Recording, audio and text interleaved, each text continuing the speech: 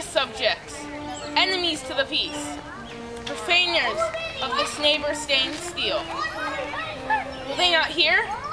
But ho, you men, you beasts, quench the fire of my pernicious rage.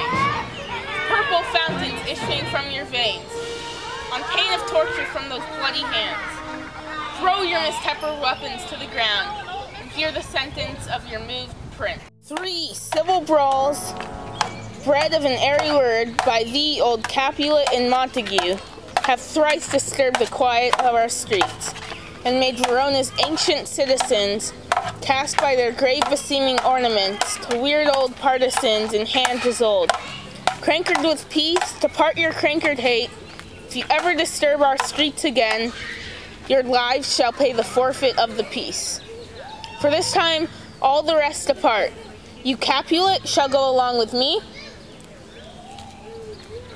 and Montague, come you this afternoon. To know our father pleasure in this case, to old Freetown our calming judgment place. Once more, on pain of death, who set this ancient quarrel no approach? Speak, nephew, were you by when it began?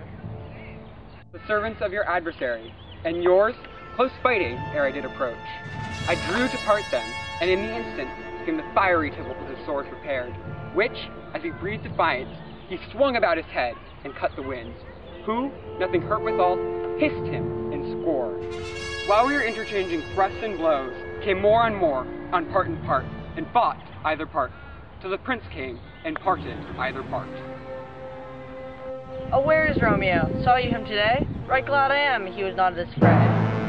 Madam, an hour before the worshipped sun peered forth the golden wind to the east, a troubled mind forced me to walk abroad. Underneath the grove of the sycamore, which westward rooteth in this city's sun. Early walking did I see your son. Towards him I made, but he was ware of me, and stole into the covert of the wood. I, measuring his affections by my own, which then most sought where most might not be found, being one too many by wary self, pursued my humor, not pursuing his, and gladly shunned, who gladly fled from me.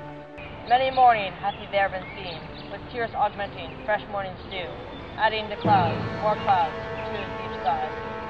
But also soon as the all-cheering sun should it farthest heat to draw the shady curtains from Aurora's bed.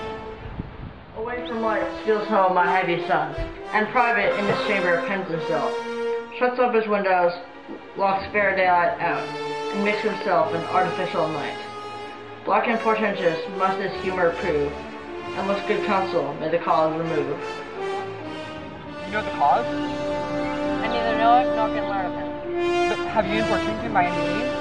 Both by myself and many other friends. But he, his own affections counselor, is to himself, I will not say how true, but to himself so secret and so close, so far from sounding and discovery, as is the bud big with an envious worm, ere he can spread his sweet leaves to the air, or dedicate his beauty to the same.